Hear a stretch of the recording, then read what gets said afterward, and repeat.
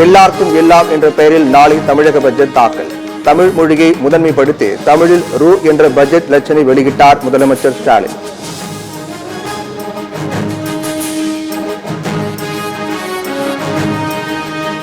மும்மொழிக் கொள்கையில் மத்திய அரசு நாடகமாடுவதாக துணை முதலமைச்சர் உதயநிதி ஸ்டாலின் குற்றச்சாட்டு. பிரச்சனைகளை திசை திருப்பவே அமலாக்கத்துறையை வைத்து ரெய்டு நடத்துவதாக புகார்.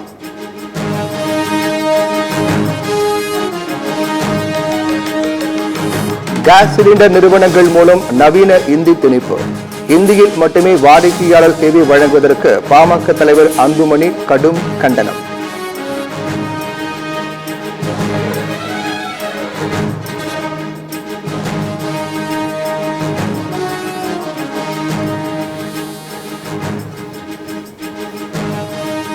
தொகுதி மறுசீரமைப்பு தொடர்பாக தமிழக அரசின் குழு தெலங்கானா முதலமைச்சர் ரேவந்த் ரெட்டியிடம் சந்திப்பு.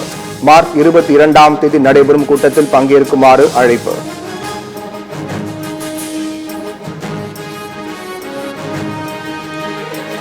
தொகுதி மறுவரையறை விவகாரத்தில் முதலமைச்சர் ஸ்டாலின் முயற்சிக்கு முழு ஆதரவு. தொகுதி மறுசீரமைப்பு தென் மாநிலங்களுக்கு எதிரானது என தெலங்கானா முதலமைச்சர் ரேவந்த் ரெட்டி குற்றச்சாட்டு.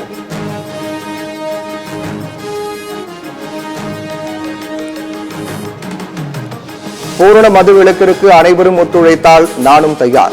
சட்டப்பேரவையில் புதுச்சேரி முதலமைச்சர் ரங்கசாமி பேச்சு.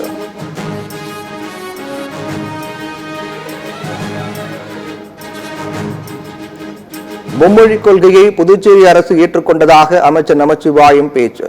அமைச்சரின் பேச்சுக்கு எதிர்ப்பு தெரிவித்து திமுக, காங்கிரஸ் உள்ளிட்ட எதிர்க்கட்சிகள் வெளிநடப்பு.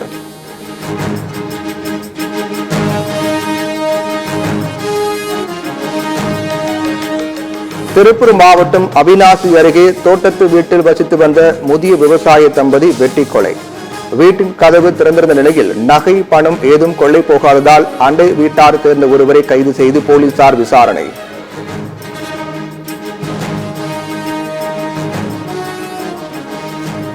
வேலூரில் அமைச்சர் துரைமுருகனின் வீட்டின் பின்புறத்தில் நண்பர்களுக்குள் இடையே ஏற்பட்ட மோதல். கம்பி குத்தியதாக சிகிச்சைக்கு சென்ற போது துப்பாக்கி குண்டு எடுக்கப்பட்டதால் மருத்துவர்கள் அதிர்ச்சி.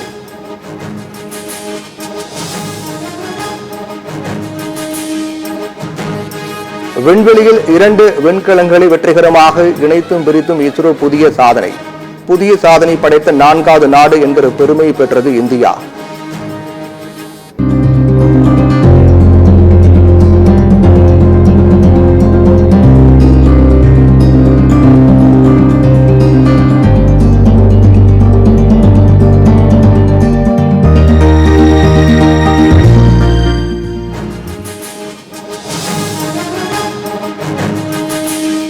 தமிழ்நாட்டில் பள்ளிகளுக்கான கோடை விடுமுறை ஏப்ரல் 22ஆம் தேதி முதல் விடுமுறை தொடங்குவதாக பள்ளிக் கல்வித்துறை அறிவிப்பு.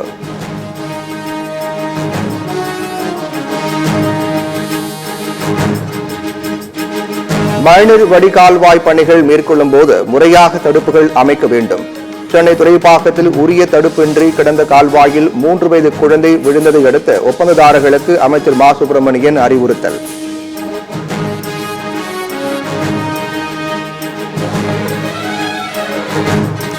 சென்னை OMR சாலையில் சோழிங்கநல்லூர் சந்திப்பில் மெட்ரோ குழாய் உடைந்து வீணான தண்ணீர் சாலையில் தேங்கி நிற்பதால் போக்குவரத்து மாற்றம்.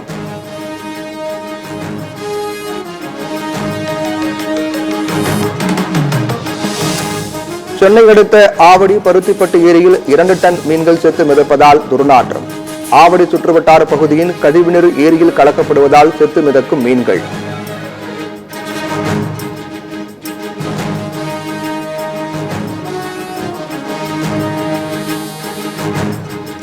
மகாராஷ்டிராவில் பிரபல நிறுவனத்தின் கடையில் வாடிக்கையாளரை மராத்தி மொழியில் பேச பெண் ஊழியர் வற்புறுத்தல். மராத்தி மொழி தெரியாது என வாடிக்கையாளர் தெரிவித்ததால் சர்ச்சை.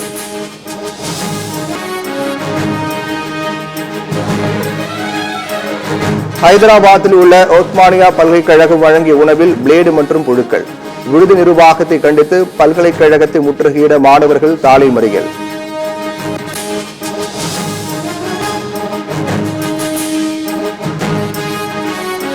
விண்வெளி மையத்தில் சிக்கி தவிக்கும் சுனிதா வில்லியம்ஸை பூமிக்கு அழைத்து வருவதில் மீண்டும் சிக்கல்.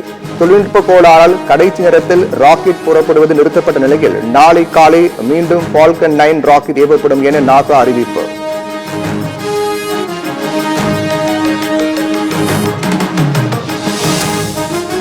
அமைதி ஒப்பந்தம் குறித்து பேச அமெரிக்க பிரதிநிதிகள் ரஷ்யா பயணம்.